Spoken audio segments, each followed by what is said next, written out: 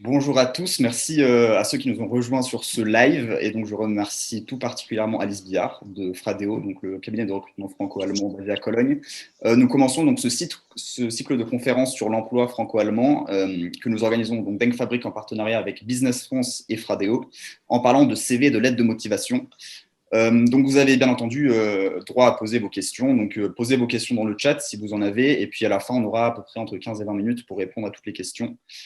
Avant de commencer, je vais laisser la parole à Hugo, donc, qui est le président de Denkfabrik, pour quelques mots introductifs. Oui, voilà, je tenais à faire ce petit mot pour remercier d'abord beaucoup Alice Billard d'avoir cru en l'idée depuis le début et d'avoir joué le jeu. Je pense que c'est hyper important d'avoir quelqu'un qui s'y connaît à 100% dans le processus de recrutement pour proposer des ateliers comme ça. Plus généralement, je suis très fier et très content que Denkfabrik puisse proposer quelque chose comme ça. Voilà, une initiative d'étudiants pour les étudiants, par les étudiants qui s'informent. J'ai reçu plein de messages de gens qui me disaient que c'était une super initiative pour ceux qui voulaient s'informer sur concrètement ce que c'était que le monde du travail en Allemagne. Voilà. Donc, je pense que c'est déjà une première super idée. Je remercie beaucoup Yann d'avoir organisé tout ça. Toi, tu vas tenir les conférences mardi, mercredi et jeudi. Donc, j'ai aussi eu beaucoup de messages de gens qui me disaient est-ce que si je participe à la première, je ne peux pas participer à la deuxième, troisième? Vous venez quand vous voulez, si vous voulez, il n'y a aucun souci. Vous avez les liens, c'est les mêmes pour les 3 jours. Donc voilà, en tout cas, merci beaucoup. Et puis Yann, tu le rappelleras, mais vous pouvez évidemment suivre toutes nos activités. Tu le mettras dans le chat, sur les réseaux sociaux, sur Instagram, Facebook. Merci beaucoup Alice, merci beaucoup Yann, et puis bonne conférence. Super, merci Hugo. Donc, je vais sans plus tarder laisser la parole à Alice Billard. Donc, est-ce que vous pouvez peut-être commencer par vous présenter et puis aussi présenter Fradeo, comme ça tout le monde sait avec qui on parle et de quoi on parle. Oui, volontiers. Bonjour à tous. Je vais commencer tout simplement par partager mon écran. Comme ça, vous verrez un petit peu voilà, le logo de Fradeo. Donc, peut-être pour commencer, donc on va parler aujourd'hui CV, lettre de motivation et entretien d'embauche. Donc, c'est le processus de candidature en Allemagne d'un point de vue français, on va dire.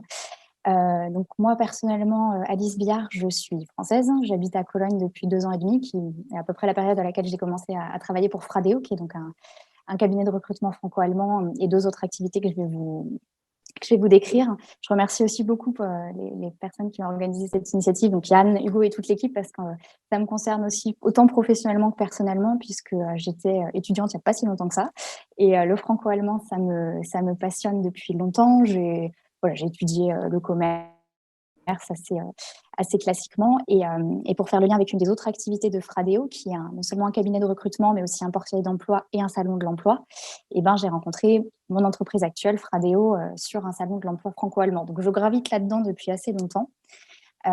Fradeo, donc c'est à la fois un cabinet de recrutement, c'est notre activité principale. Donc très concrètement, ce que je fais moi en tant que recruteuse, c'est de mettre en relation nos clients, qui sont des entreprises qui recherchent des talents franco-allemands, des personnes à embaucher pour des postes très spécifiques, et puis les candidats.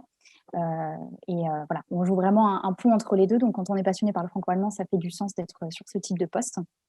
On a aussi un portail d'emploi, puisque en fait, il y a sur notre site plein d'offres qui sont publiées, celles du cabinet, mais aussi celles d'autres sociétés. Ça fonctionne un peu comme d'autres portails d'emploi que vous pouvez connaître. Et puis le salon de l'emploi Connecti, qui d'habitude se tient physiquement, hors Corona, une fois en France, une fois en Allemagne. On y tient, mais cette année, ce sera en digital, le 21 octobre prochain. Donc c'est tout nouveau. On espère que ce sera un succès. Et voilà, vous pouvez aussi faire un tour. Les liens seront bientôt disponibles sur notre site. Donc aujourd'hui, on va parler de comment réussir sa candidature en Allemagne. Si je ne me trompe pas, vous êtes tous principalement en études. Vous avez un lien avec le franco-allemand. Vous avez peut-être déjà vu un peu à quoi ça ressemble, mais on va reposer un peu les bases. Encore une fois, si vous avez des questions, posez-les dans le chat, gardez-les pour la fin. Tout simplement, moi, ce que je vais vous dire aujourd'hui, c'est le fruit de mon expérience. Je n'ai pas non plus 15 ou 20 ans d'expérience, donc ce n'est pas non plus exhaustif. Il y a d'autres acteurs sur ce marché. Et voilà, moi, en tant que recruteuse, j'ai un point de vue. Donc, n'hésitez pas à me poser des questions. Si je ne sais pas, je vous dirai que je ne sais pas. Si je sais, je vous ferai mes retours d'expérience. En tout cas, ce sera en toute simplicité et authenticité. Donc, ce qu'il faut savoir sur la candidature en Allemagne, tout simplement, c'est que quand on candidate, il faut, évidemment, avant s'interroger sur sa motivation, trouver le poste adéquat. Ça pourra faire l'objet d'une autre conférence, mais globalement, via les réseaux sociaux, via des offres, etc. On a l'offre. Comment on fait ? il faut présenter un dossier de candidature complet. Et ça peut être un petit peu étonnant du point de vue français, où on a cet exemple un CV qui tient sur une page, une lettre de motivation, et on envoie. Les Allemands, toujours fidèles à leur goût pour l'exhaustivité, pour le soin, demandent vraiment des dossiers, ou en tout cas attendent des dossiers de candidature complets. Donc concrètement, ça va ressembler à un dossier avec une première page, une photo en général, quelques mots sur soi. Certaines personnes même mettent parfois des citations. Donc, on peut apprécier si ça ne nous correspond pas, mais voilà, c'est très complet. Et concrètement, il y a toujours le CV qui peut faire plusieurs pages, la lettre de motivation et tout ce qu'on appelle les Bewerbungsunterlagen. Donc, ça va être les certificats de diplôme, les certificats de travail. Donc, vous, à votre niveau, vous avez peut-être déjà effectué des stages, que ce soit en France ou en Allemagne. Gardez toujours en tête qu'il faut garder vos certificats de travail. En France, ça va être ce qui vous est délivré pour faire valoir un Pôle emploi, par exemple, ou pour une autre expérience. Et en Allemagne, ça prend une forme un petit peu plus complète avec toute une appréciation. Donc, on va couvrir un petit peu les deux éléments principaux, le CV et la lettre de motivation. CV, lettre de motivation en allemand, évidemment. Les certificats de travail et copies des diplômes obtenus, ça peut être dans la langue originale. Donc, le français, l'anglais, c'est assez rare qu'on vous demande de les traduire, pour information. Donc, concrètement, ça peut ressembler à ça. Ça, c'est un CV qu'on a eu chez Fradeo qui est anonymisé. Donc, une photo. Les Allemands sont très friands de la position de 3/4. Vous verrez ça si vous allez sur des réseaux type Xing, qui est le Facebook allemand. C'est bien aussi de titrer son dossier en lien avec sa recherche. Donc, si c'est très ciblé, donnez le titre du poste qu'on recherche, sinon au moins ses qualifications principales, de manière à ce que dès la première page, on voit à qui on a affaire, tout simplement. On peut évidemment mettre, là c'est pas le cas, mais ces éléments de contact. C'est pas rare qu'en pied de page, on ait le numéro de téléphone, l'adresse et de nouveau le nom. Donc, c'est vraiment un dossier très, très qualitatif. Vous trouverez évidemment des modèles sur Internet, mais là, c'est une première petite Übersicht. Donc, focus sur le CV, le Lebenslauf. Le CV, le mot-clé, c'est exhaustivité. Donc, en France, il faut absolument faire tout tenir sur une page, et quitte à jouer sur les marges, etc. On l'a tous fait. Et quand on commence à avoir, à partir de 5 ans d'expérience, ça peut être un peu fastidieux.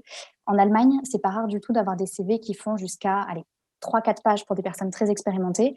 Et quand on est en début de carrière, 2 pages. Parce que tout simplement, on peut y mettre tout ce qu'on veut.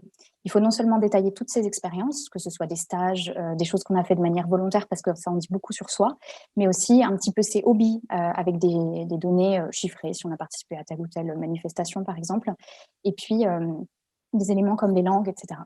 Donc, si on prend un exemple, je crois qu'on a une petite page ici, là, une personne qu'on a eue chez Fradeo, qui n'est pas très âgée. On voit qu'elle a tout bien détaillé. Donc, la structure, c'est la même. C'est l'expérience, ensuite la formation. On pourrait mettre éventuellement la formation d'abord, éventuellement des exemples de projets, et puis tout ce qui est compétences IT, langue, etc. Ce qui est très différent, outre l'aspect qui est très aéré, vous voyez, et très, très détaillé, c'est aussi des petits points comme le fait que le CV allemand est signé.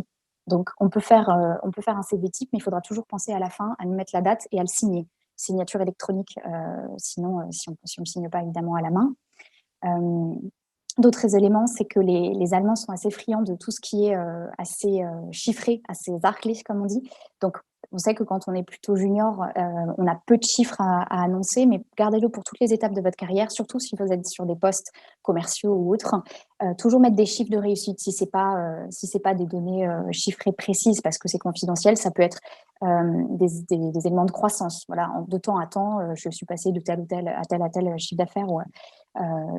Mes actions ont permis de faire gagner ça à mon entreprise. Sur tout type de poste, on peut trouver comme ça des marqueurs de succès, et c'est très apprécié. Un autre élément aussi, qui est peut-être moins valable quand on est étudiant, mais qui est quand même important à garder en tête, c'est de toujours bien expliquer pourquoi on a changé de poste. Les Allemands, ils sont toujours assez adeptes de la cohérence du parcours en général. On peut globalement avoir fait beaucoup de choses, même si en général, une petite expérience de 1 an, ça va éveiller la curiosité. Mais si c'est justifié dès le CV, vous avez plus de chances que directement ça matche pour arriver à un entretien potentiel. Sinon, si vous êtes accompagné d'un recruteur, il va l'expliquer pour vous, par exemple, au client. Voilà, l'entreprise en l'occurrence. Gardez aussi en tête que les Allemands, même si la formation est importante, attachent encore une fois de l'importance à l'ensemble de l'expérience. Donc, surtout quand on est étudiant, ne pas hésiter à mettre ce qu'on a pu faire de manière volontaire l'été, un petit job, participation à une compétition sportive, etc. Beaucoup plus qu'en France, les Allemands s'attachent à savoir à peu près ce qu'on a étudié, mais pas tant dans quelle école, etc.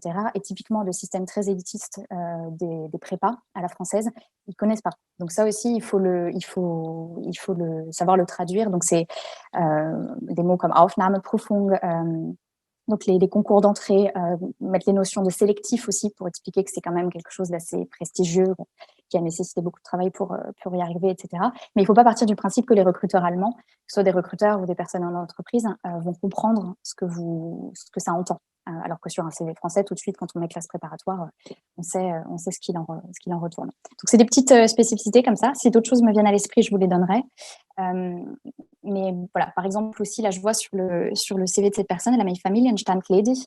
Sachez que c'est absolument pas obligatoire de mettre ce genre d'informations. Ça peut même être une société qui le demande. Ça, c'est un élément discriminatoire. On ne va pas vous demander la date de naissance. On ne va pas vous demander même une photo, même si souvent c'est ce qui se fait en pratique. Le statut, que ce soit marié, avec enfant, sans enfant, etc., on s'en fiche. Après, beaucoup le mettent parce que dans la pratique, on sait que ça rassure, mais ça n'est absolument pas des éléments requis. Là, la personne a mis 3 choses qui ne sont pas obligatoires. Sa nationalité, son lieu de naissance et son statut marital. Voilà. Vous n'êtes même pas obligé de mettre votre numéro de téléphone ou votre adresse, juste l'adresse mail quand même, pour avoir un point de contact. Donc, on va passer à la lettre de motivation aussi, qui peut paraître un petit peu datée, parce qu'aujourd'hui, on sait que pour trouver un travail, il faut aussi passer par le réseau, ce genre de choses. Mine de rien, les Allemands restent quand même très attachés à la lettre de motivation. Donc, il faut y mettre les formes, avec l'entête, l'objet, l'offre et la référence de l'offre, si on peut en titre. Et puis, pour se démarquer, parce que assez souvent, les recruteurs vont avoir plusieurs candidatures devant eux, c'est important d'avoir quelques éléments en tête. Donc, notamment la première phrase, c'est comme quand on cherche un appartement, les quelques premières secondes sont déterminantes. Quand on entre dans un appartement, si l'entrée est horrible, ça ne va pas le faire. La lettre de motivation, c'est un peu pareil. Et pour vous démarquer, vous pouvez penser à des phrases un petit peu percutantes plutôt que de dire « je me réfère à telle offre et vous propose ma candidature ». Une petite énumération, par exemple, votre nom, votre âge, tant d'années d'expérience et une très grande motivation. C'était quelque chose qui m'avait beaucoup plu, moi, sur une lettre de motivation de quelqu'un. Et après, évidemment, il faut décrire pourquoi on candidate, qu'est-ce qui nous intéresse dans l'entreprise et ce qu'on peut apporter. Mais globalement, pas plus d'une page. Et encore une fois, garder cette idée qu'en Allemagne, plutôt qu'un gros paquet, bien choisir ses mots et être sur une rédaction plutôt aérée. C'est important aussi de faire le lien avec le CV et avec ses réseaux sociaux. Je vous explique pourquoi, en tant que recruteuse, on va beaucoup travailler sur les mots-clés. Les mots-clés, c'est ce qu'un recruteur tape très concrètement dans un moteur de recherche pour trouver des candidats. Et en fait, c'est important aussi de mettre ces mots-clés qui correspondent à l'annonce pour laquelle vous avez candidaté dans votre CV, dans votre lettre de motivation, parce que ça va directement attirer l'attention du recruteur qui a votre lettre en face des yeux. Il va comprendre que vous avez compris son offre.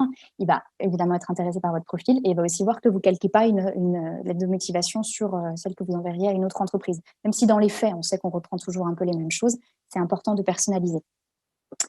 Par exemple, je ne sais pas s'il y a une compétence particulière qui est requise, n'hésitez pas à le mettre à la fois dans votre CV, dans votre lettre de motivation, avec un petit exemple de comment vous l'avez utilisé. Sinon, je dirais que pour la lettre de motivation, ça reste assez standard, assez proche de ce qui se fait en France. N'hésitez pas évidemment à la faire relire par quelqu'un qui maîtrise la langue, sans chercher à être complètement parfait avec des formules alambiquées, parce qu'en entretien, sinon, il risque peut-être d'y avoir un décalage avec votre niveau de langue.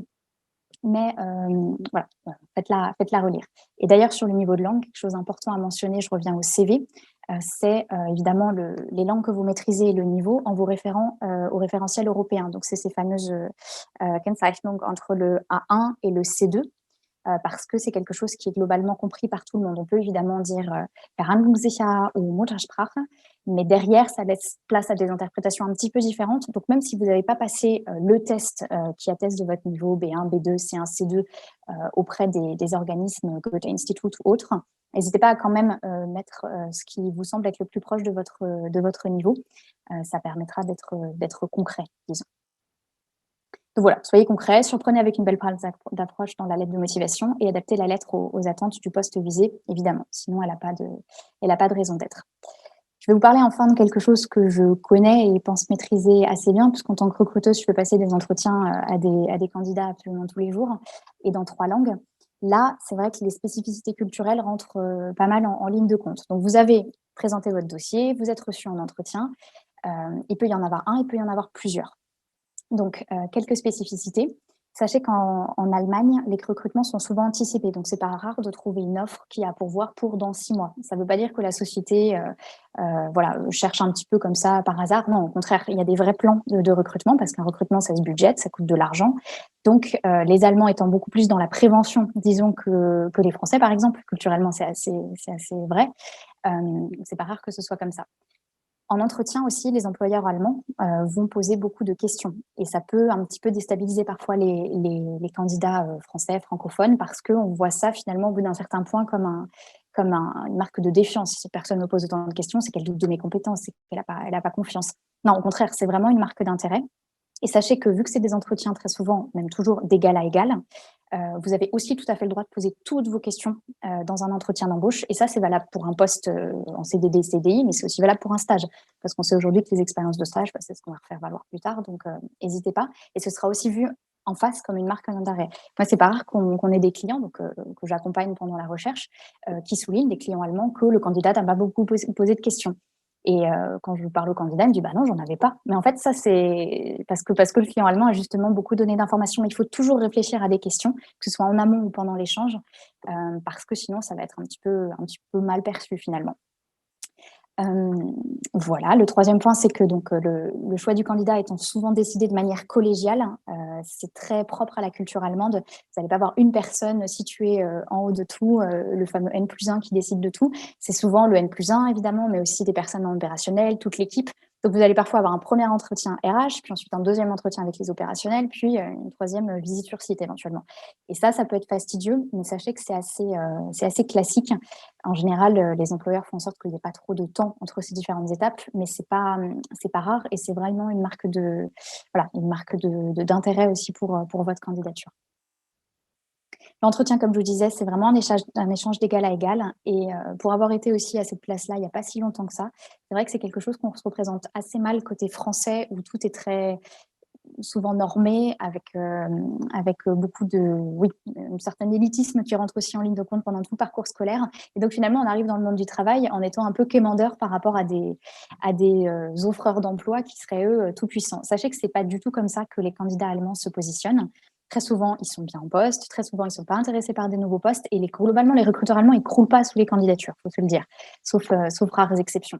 Et quelqu'un qui va en entretien se dévaloriser, ça va être aussi mal perçu parce que ça va être quelqu'un qui va être perçu comme n'ayant pas conscience de sa valeur.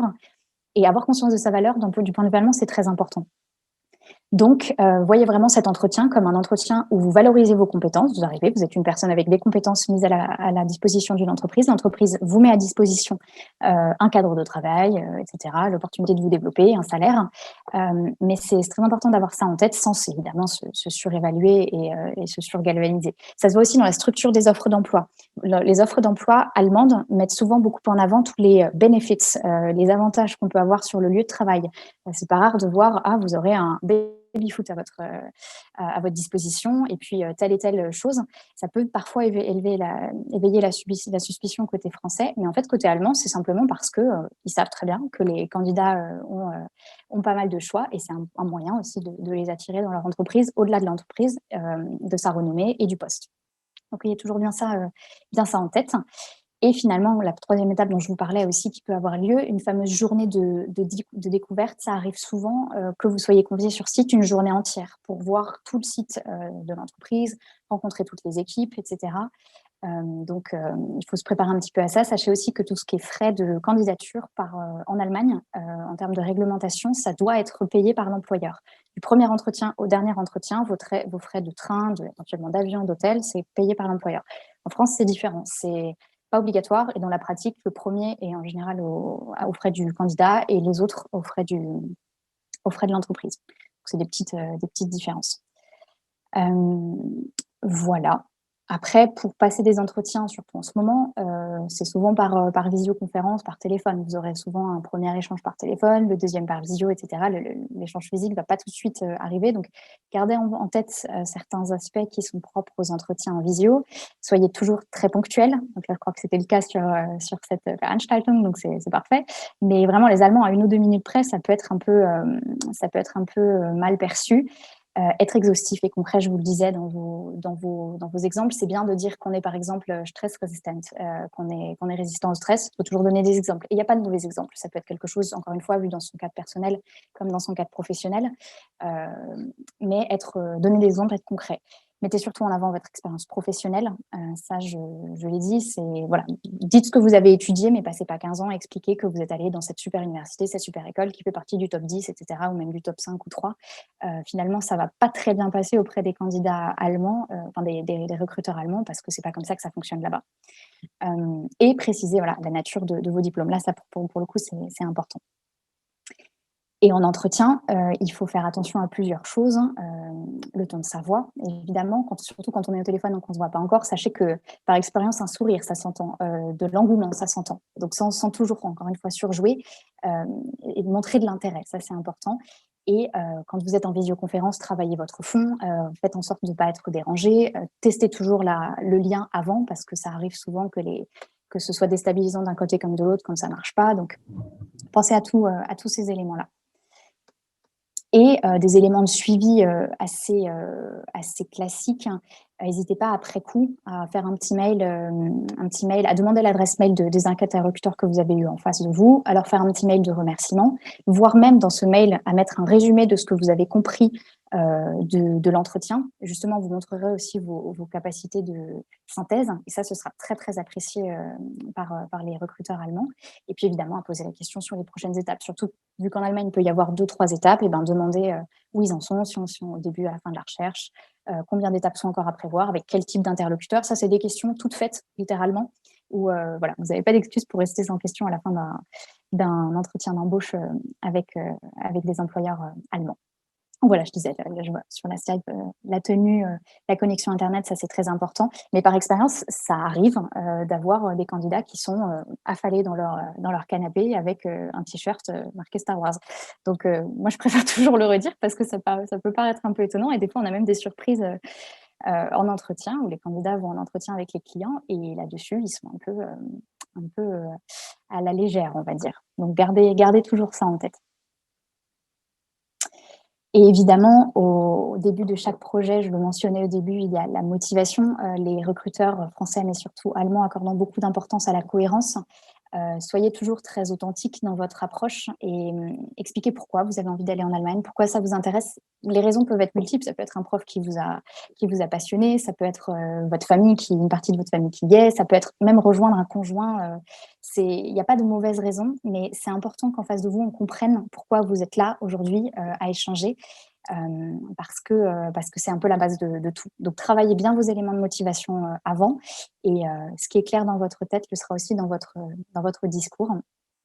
Tenez compte des spécificités culturelles que je vous ai énoncées. Il n'y a pas de caricature entre la France et l'Allemagne. Il y a finalement plus de points communs que ce qu'on pense, mais il y a quand même des petites différences.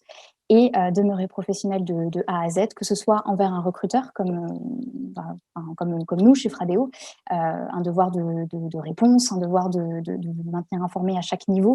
Les candidats qui disparaissent dans la nature, c'est jamais très bien perçu, et après ça.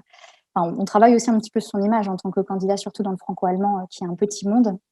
Donc, soyez toujours bien professionnel de A à Z, parce que finalement, les personnes que vous avez vues à un moment T peuvent revenir dans votre parcours à un moment T plus tant de mois ou d'années. Et rester authentique, parce que c'est finalement, je pense, comme ça qu'on réussit le mieux ces entretiens. Donc, j'espère que ça a été clair pour vous. Si vous avez des questions, n'hésitez pas. Je sais que Yann va vous transmettre des liens vers des articles qui sont disponibles sur le site de Fradeo. On rédige pas mal d'articles pour accompagner justement les candidats comme les entreprises. On a un article très, très complet sur le CV, sur la lettre de motivation et sur l'entretien d'embauche. Donc, ça sera encore plus exhaustif que ce que j'aurais pu vous dire aujourd'hui, et ça peut vous aider à n'importe quelle étape de votre parcours. Merci beaucoup Alice, on en a tous appris je pense. Déjà pas de t-shirt Star Wars dans le Zoom, ça va être un bon premier pas. C'est de l'expérience. Exactement. Et puis donc on a déjà plusieurs questions qui sont arrivées. Donc une première question qui porte sur les lettres de recommandation. Donc je sais que par exemple dans le monde anglo-saxon, je pense que c'est très bien vu. Est-ce qu'en Allemagne c'est aussi quelque chose qui est valorisé? Oui. Alors, par expérience, vous avez deux choses. Vous avez les lettres de recommandation à proprement parler que vous pouvez demander en fait à un ancien N+1, surtout. On ne va pas trop demander à un collègue. Et vous avez aussi ces fameux ces fameux Arbeitszeugnisse, donc c'est les certificats de travail que vous recueillez à la fin d'une expérience, c'est obligatoire. Et ça fait état évidemment de la position que vous avez occupée, des tâches, vraiment bullet points très détaillés, des dates, mais aussi d'une Bewertung, donc vraiment d'une appréciation en fait de votre travail, de votre personne, et chaque mot est pesé en fait, et ces documents font l'objet de notations après. Donc pour le coup en Allemagne ils sont pas très notes, mais là-dessus ils le sont. Ça va être des notes de A à je sais plus C ou D. Parce qu'après, en fait, on a tout intérêt à avoir un super Arbeitszeugnisse pour après avoir plus de chances d'être embauché, en tout cas reçu en entretien dans telle ou telle autre entreprise. Donc, vous pouvez demander effectivement des lettres de recommandation. Ce sera toujours un plus à votre dossier. Vous les ajoutez tout simplement à la liste des éléments que je vous avais mentionnés. Et vous faites en sorte, quand vous demandez au service RH ou à votre supérieur hiérarchique, d'avoir un super Arbeitszeugnisse parce que ça va vous suivre en fait tout votre parcours. Ok, très bien. Et donc, deuxième question qui était donc plus sur un point que vous aviez abordé tout à l'heure. Comment s'évaluer plutôt à sa juste valeur? Et est-ce qu'il existe, par exemple, des sites en ligne ou quelque chose comme ça qui peuvent, par exemple, déterminer en fonction de son profil, son salaire, pour avoir à peu près une vision globale de ce qui peut nous attendre, on va dire? Oui. Alors, je vois 2 points en fait dans la question. Quand je disais s'évaluer correctement, c'est d'abord en termes, il y a le qualitatif et le quantitatif. Donc, le qualitatif, c'est tout simplement être capable de mettre en avant ses compétences, comme on dit, les hard skills et les soft skills. Et puis, évidemment, il y a le salaire, parce que même dès le premier emploi, c'est important. Ce que vous pouvez faire, c'est consulter des offres sur différents job boards. Donc, en Allemagne, il y a Monster, Stepstone. Chez Fradeo, on les met pas, les Gehaltspackage, mais vous pouvez l'avoir. Donc, en recherchant sur des types de postes similaires, vous pouvez déjà avoir une idée. Ensuite, vous avez des sites qui vous le proposent assez facilement, comme gehalt.de. Et puis, vous pouvez vous tourner vers des Gehaltsreports ou des rapports en fait qui sont publiés par des grandes cabinets. Enfin, je crois que c'est Stepstone qui tous les ans sort un rapport par branche d'activité, par nombre d'années d'expérience et par localisation géographique, parce que ça joue aussi. Les salaires, c'est pas du tout les mêmes à Munich qu'à Leipzig ou à Berlin. Vous pouvez comme ça, en regardant où vous vous situez, avoir une idée à peu près de vos prétentions salariales. Et en entretien, vous pouvez faire valoir un package avec plus ou moins entre 3 et 5 000 euros de différence. Super. Et puis, alors, une autre question qui peut peut-être concerner certains étudiants. Parfois, on peut avoir un trou dans son CV. Par exemple, si on part à l'étranger pendant une année sabbatique ou quelque chose comme ça, est-ce que ça va être pénalisé ou pas au niveau des entretiens d'embauche, ou simplement, est-ce que ça peut être pénalisé plus qu'en France, en tout cas en Allemagne? C'est une très bonne question parce que je pense que ça va aussi être de plus en plus le cas là, dans les 4-5 années à venir, justement sur cette période 2020-2021, où certaines personnes ont pu avoir des parcours un peu plus déviants que d'habitude ou qu'à l'accoutumée. Moi, je dirais qu'il n'y a pas de réponse unique à cette question. Ça va dépendre du degré d'ouverture du recruteur que vous avez en face de vous. Je sais que chez Fradeo, en tout cas me concernant, c'est pas quelque chose qui me choque, à part si c'est vraiment un gap de 10 ans. Là, on peut se dire que la personne a perdu en compétences quand même assez raisonnablement. Mais même là, si c'est super intéressant, je veux voir si la société peut former, etc. Je rejoins ce que je disais sur les raisons de changement, les Wechselmotivation dans le CV. Vous avez toujours moyen de tourner ces expériences à votre avantage, d'expliquer ce que vous avez fait lors d'une année sabbatique, ce que vous avez découvert comme lieu, éventuellement les petits boulots que vous avez pu obtenir là-bas, ou tout simplement d'expliquer que c'était ce que vous souhaitiez à ce moment-là de votre parcours. Sachez que c'est pas si rare en fait en Allemagne. Très souvent, les Allemands, ils passent leur bac une année plus tard. Ça, je crois que je changeais, mais ils sont en études supérieures un peu plus tard qu'en France. Et c'est pas rare du tout qu'ils prennent une année avant de commencer leurs études supérieures. Donc finalement, ils arrivent en études supérieures à 20 ans. Et d'un point de vue allemand, en fait, ce genre d'année un peu sabbatique où on est allé à l'étranger, où on a un peu voulu faire autre chose avant de se décider vraiment à étudier quelque chose, c'est assez classique. Mais encore une fois, il faut toujours l'expliquer, comprendre la cohérence. Et je pense que c'est aussi de plus en plus le cas. Il y a 10-15 ans, on avait tous des parcours très, très tracés.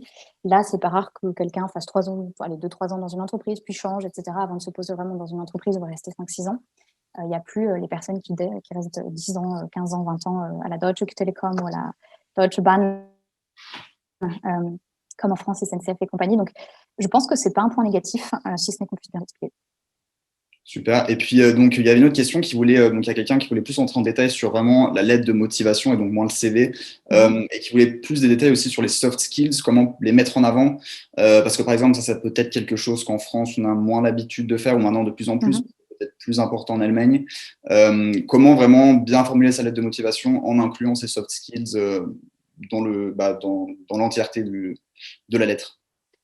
Mon conseil, ce serait en fait de réfléchir très concrètement aux trois qualités qui vous définissent. Alors, j'aime pas trop cette question en entretien des forces et des faiblesses, parce que faiblesse, on n'a jamais vraiment de faiblesse, on a juste des choses sur lesquelles on doit travailler éventuellement.